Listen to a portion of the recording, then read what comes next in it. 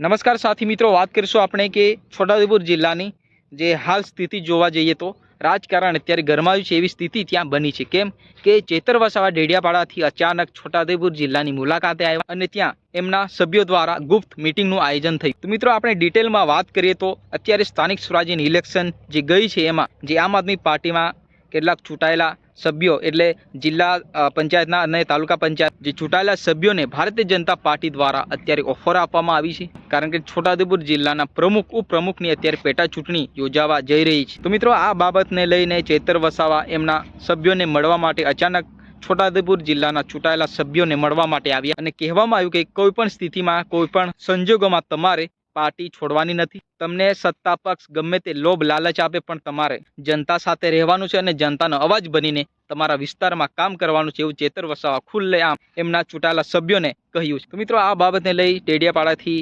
જે ચેતર વસાવા છે ધારાસભ્ય એ છોટાઉદેપુર જિલ્લાની મુલાકાતે આવ્યા અને ક્યાંક એમની મિટિંગનું આયોજન થયું। મિટિંગમાં તમામ જે વસ્તુને લઈ જે આગામી છોટાઉદેપુર જિલ્લાની પ્રમુખ ઉપપ્રમુખની જે પેટા ચૂંટણી યોજાવાની છે એમાં કઈ રીતના આપણે પણ લડત આપવાની છે, કયા ઉમેદવારને આપણે પણ ઊભા રાખવાના છે, એ તમામ જે બાબતને લઈને ત્યાં મિટિંગમાં ચર્ચા થઈ હતી અને કહેવામાં આવ્યું કે ભાઈ આપણે જનતા આપણા પર વિશ્વાસ મૂકીને આપણને જે પ્રતિનિધિત્વ કરવા માટે ચૂંટાઈ લાવ્યા છે, તો આપણે